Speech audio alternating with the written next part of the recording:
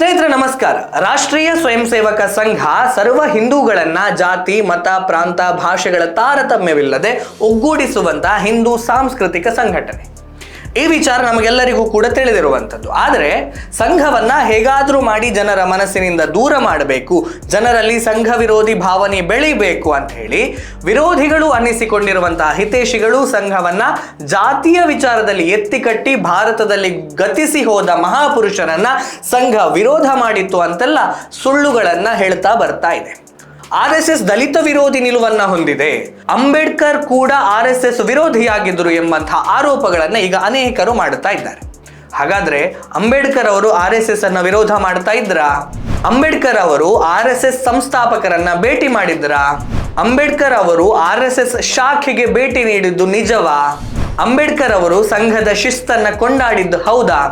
ಈ ಎಲ್ಲ ವಿಚಾರಗಳ ಬಗ್ಗೆ ಒಂದು ಸಣ್ಣ ವಿಶ್ಲೇಷಣೆಯನ್ನ ನಿಮ್ಮ ಮುಂದೆ ಇಡುವಂತಹ ಪ್ರಯತ್ನವನ್ನ ಮಾಡ್ತಾ ಇದ್ದೇನೆ. ಇತ್ತೀಚೆಗೆ ಸಂಘದ ಸಂವಹನ ಮಾಧ್ಯಮ ಆಗಿರುವಂತಹ ವಿಶ್ವ ಸಂವಾದ ಕೇಂದ್ರ ವಿದರ್ಭ ಒಂದು ಪತ್ರಿಕಾ ಪ್ರಕಟಣೆಯನ್ನು ಬಿಡುಗಡೆಗೊಳಿಸಿತ್ತು. 1940 ಜನವರಿ 2ರಂದು ಸಂವಿಧಾನ ಶಿಲ್ಪಿ ಅಂಬೇಡ್ಕರ್ ಅವರು ಮಹಾರಾಷ್ಟ್ರದ ಸತಾರಾ ಜಿಲ್ಲೆಯ ಕರಾಡ್ನಲ್ಲಿ RSS ಶಾಖೆಗೆ ಭೇಟಿ ನೀಡಿದ್ರು. ಅಲ್ಲಿ ಅವರು ಸಂಘದ ಸ್ವಯಂ ಸೇವಕರನ್ನ ಉದ್ದೇಶಿಸಿ ಮಾತನಾಡಿದ್ರು. ನಮ್ಮ ಸಿದ್ಧಾಂತದಲ್ಲಿ ಭಿನ್ನಾಭಿಪ್ರಾಯ ಇದ್ದರೂ ಸಂಘವನ್ನ ಬಾಂಧವ್ಯದಿಂದ ನೋಡ್ತೇನೆ ಎಂದು ಅಂಬೇಡ್ಕರ್ ಅವರು ಹೇಳಿದ್ರು. ಅದನ್ನ ಮರಾಠಿ ಪತ್ರಿಕೆಯಾದಂತಹ ಕೇಸರಿ ಅದೇ ತಿಂಗಳ 9ನೇ ತಾರೀಕಿನಂದು ಪ್ರಕಟ ಮಾಡಿತ್ತು ಅಂತ ಹೇಳಿ ಅಧಿಕೃತ ಪ್ರಕಟಣೆಯೊಂದನ್ನು ಹೊರಡಿಸಿತ್ತು.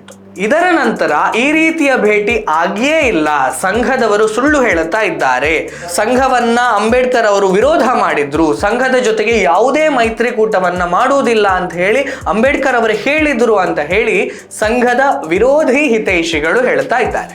ಹಾಗಾದ್ರೆ ಅಂಬೇಡ್ಕರ್ ಅವರು RSS ಶಾಖೆಗೆ ಭೇಟಿ ನೀಡಿದ್ದು ಸುಳ್ಳ?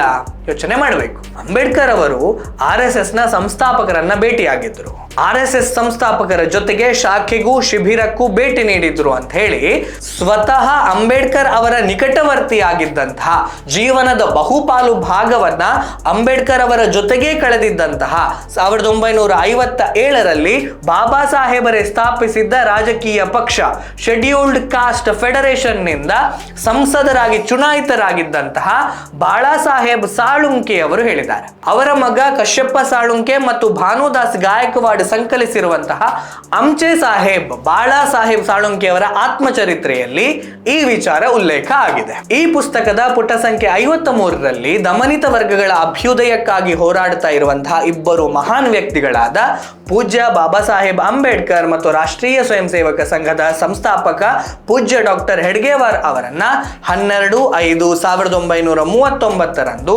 ಭಾವು ಸಾಹೇಬ್ ಗಡ್ಕರಿ ಅವರ ನಿವಾಸದಲ್ಲಿ ಭೇಟಿಯಾಗುವ ಭಾಗ್ಯ ನನಗೆ ದೊರಕಿತು ಅಂತ ಹೇಳಿ ಬಾಳಾ ಸಾಹೇಬ್ ಸಾಳುಂಕೆ ಅವರು ಉಲ್ಲೇಖ ಮಾಡಿದ್ದಾರೆ.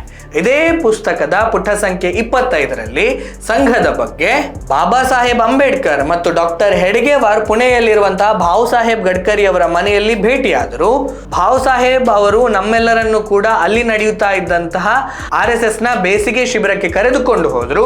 ಅಲ್ಲಿ ಅಂಬೇಡ್ಕರ್ ಅವರು RSSನ ಸ್ವಯಂ ಸೇವಕರನ್ನು ಉದ್ದೇಶಿಸಿ ಮಿಲಿಟರಿ ಶಿಸ್ತು ಮತ್ತು ಸಂಘಟನೆಯನ್ನ ಕುರಿತು ಮಾತನಾಡಿದರು ಅಂತ ಹೇಳಿ ಉಲ್ಲೇಖ ಮಾಡಿದ್ದಾರೆ. ಸ್ನೇಹಿತರೆ, ವಿಶ್ವ ಸಂವಾದ ಕೇಂದ್ರ, ಆರ್ಗನೈಸರ್ ಮೊದಲಾದವುಗಳು RSS ನ ಮುಖವಾಣಿಗಳು. ಹಾಗಾಗಿ ಅವ್ರು ಹೇಳ್ತಾ ಇರುವಂತದ್ದೆಲ್ಲ ಸುಳ್ಳು ಅಂತ ಹೇಳಿಬಿಡ್ಬಹುದು. ಆದ್ರೆ ಬಾಳಾ ಸಾಹೇಬ್ ಸಾಳುಂಕೆಯವರು RSS ನವರು ಅಲ್ವಲ್ಲ. ಮೇಲಾಗಿ ಸ್ವತಃ ಅಂಬೇಡ್ಕರ್ ಅವರ ನಿಕಟವರ್ತಿಯಾಗಿದ್ದವರು, ಅಂಬೇಡ್ಕರ್ ಅವರೇ ಸ್ಥಾಪಿಸಿದ್ದಂತಹ ಪಕ್ಷದಿಂದ ಸಂಸದರಾಗಿ ಆಯ್ಕೆಯಾದವರು. ಹಾಗಾಗಿ ಅವರು ಹೇಳ್ತಾ ಇರುವುದನ್ನ ಸುಳ್ಳು ಅಂತ ಹೇಳಿ ಸಾಬೀತು ಮಾಡ್ಲಿಕ್ಕೆ ಸಾಧ್ಯ ಇಲ್ಲ. ಆದ್ರೆ ಈಗಿನ ಸಂಘ ವಿರೋಧಿ ಸೋಕಾಲ್ಡ್ ವಿಚಾರವಾದಿಗಳು ಇವರನ್ನು ಸಂಘಿ ಅಂತ ಹೇಳಲಿಕ್ಕೂ ಸಾಕು. ಯಾಕಂತ ಹೇಳಿದ್ರೆ ಅವರಿಗೆ ಸತ್ಯ ಬೇಕಾಗಿಲ್ಲವಲ್ಲ. ಸುಳ್ಳು ಯಾರು ಹೇಳುತ್ತಾರೋ ಅವರೇ ಅವರಿಗೆ ಉತ್ತಮರು, ವಿಚಾರವಾದಿಗಳು. ಅವತ್ತು ಶಿಬಿರಕ್ಕೆ ಭೇಟಿ ನೀಡಿದ್ದ ಅಂಬೇಡ್ಕರ್ ಅವರು ಶಿಬಿರದ ಎಲ್ಲ ಚಟುವಟಿಕೆಗಳನ್ನು ನೋಡಿ ಮಧ್ಯಾಹ್ನ ಸಂಘ ಸ್ಥಾಪಕರು ಮತ್ತು ಇತರೆ ಸ್ವಯಂ ಸೇವಕರೊಂದಿಗೆ ಭೋಜನ ಸ್ವೀಕರಿಸಿದರು. ಇಡೀ ದಿನ ಸ್ವಯಂ ಸೇವಕರೊಂದಿಗೆ ಚರ್ಚಿಸಿದರು. ಶಾಖೆ ಮತ್ತು ಶಿಬಿರದಲ್ಲಿ ಯಾವುದೇ ಜಾತಿ ತಾರತಮ್ಯ ಇಲ್ಲ ಎಂಬ ನಿರ್ಧಾರಕ್ಕೆ ಬಂದಿದ್ದರು. ಸಂಘ ಸ್ವಯಂ ಸೇವಕರ ಶಿಬಿರಕ್ಕೆ ಮೊದಲ ಬಾರಿ ನಾನು ಭೇಟಿ ನೀಡಿದ್ದೇನೆ. ಇಲ್ಲಿ ಸವರ್ಣೀಯರು ಮತ್ತು ಇತರರ ನಡುವೆ ಯಾವುದೇ ಕಂದಕದ ಅರಿವಿಲ್ಲದೆ ಸಂಪೂರ್ಣ ಸಮಾನತೆಯನ್ನ ನೋಡಿ ನನಗೆ ಸಂತೋಷವಾಗಿದೆ ಅಂತ ಹೇಳಿ ಶಿಬಿರದಲ್ಲಿ ಅಂಬೇಡ್ಕರ್ ಅವರೇ ಹೇಳಿದರು. ಆದ್ರೆ ದುರ್ದೈವ ಏನಂತ ಹೇಳಿದ್ರೆ ಸ್ನೇಹಿತರೆ, ಸಂಘ ವಿರೋಧಿಗಳಿಗೆ ಸತ್ಯ ಬೇಕಾಗಿಲ್ಲ. ಸದ್ಯಕ್ಕೆ ಅವರ ಕಾರ್ಯ ಏನು ಅಂತ ಹೇಳಿದ್ರೆ RSS ಅನ್ನ ಸಮಾಜದಿಂದ ದೂರ ಮಾಡುವುದು. ಎಷ್ಟೇ ತಿಪ್ಪರ್ಲಾಗ ಹೊಡೆದರೂ ಕೂಡ RSS ಸಮಾಜದ ಜೊತೆಗೆ ಬೆರೆಯುತ್ತಲೇ ಇದೆ.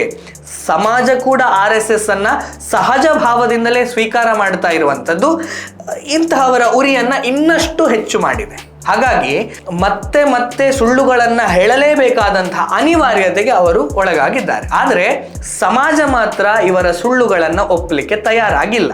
ಯಾಕಂತ ಹೇಳಿದ್ರೆ ಸಮಾಜಕ್ಕೆ RSS ಏನು, ಅದು ಯಾಕಾಗಿ ಕೆಲಸ ಮಾಡ್ತಾ ಇದೆ, ಹೇಗೆ ಕೆಲಸ ಮಾಡ್ತಾ ಇದೆ ಎನ್ನುವಂತಹ ಅರಿವು ಸ್ಪಷ್ಟವಾಗಿ ಇದೆ. ಈಗ ಈ ಸೋ ಕಾಲ್ಡ್ ವಿಚಾರವಾದಿಗಳು ಇನ್ನೊಂದು ಸುಳ್ಳಿನ ಸಂಶೋಧನೆಯನ್ನ ಮಾಡಬೇಕಾಗಿದೆ. ಯಾಕಂತ ಹೇಳಿದರೆ ಇವರ ಫೇಕ್ ಫ್ಯಾಕ್ಟರಿಯಿಂದ ಬಂದ ಅಂಬೇಡ್ಕರ್ RSS ವಿರೋಧಿ ಎಂಬ ಸುಳ್ಳು ಒಂದೆರಡು ದಿನ ಕೂಡ ಬಾಳಲಿಲ್ಲ.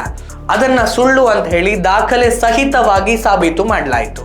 ಮುಂದೆ ಇನ್ನೊಂದು ಸುಳ್ಳಿನ ಜೊತೆಗೆ ಬನ್ನಿ ವಿಚಾರವಾದಿಗಳೇ, ಅದನ್ನು ನಾವು ಸುಳ್ಳು ಅಂತ ಹೇಳಿ ಸಾಬೀತು ಮಾಡ್ತೇವೆ. ಯಾಕಂತ ಹೇಳಿದ್ರೆ RSS ನಡೀತಾ ಇರುವಂಥದ್ದು ಸತ್ಯದ ಮಾರ್ಗದಲ್ಲಿ ಅನ್ನುವಂಥದ್ದು ಇಡೀ ಜಗತ್ತಿಗೆ ಗೊತ್ತಿರುವಂತಹ ಸಂಗತಿ. ಸ್ನೇಹಿತರೆ, ಇದಿಷ್ಟು ವಿಷಯ. ಮುಂದೆ ಇನ್ನೊಂದು ವಿಷಯದ ಜೊತೆಗೆ ನಿಮ್ಮ ಮುಂದೆ ಬರ್ತೇನೆ. ಅಲ್ಲಿಯವರೆಗೆ ನಮಸ್ಕಾರ.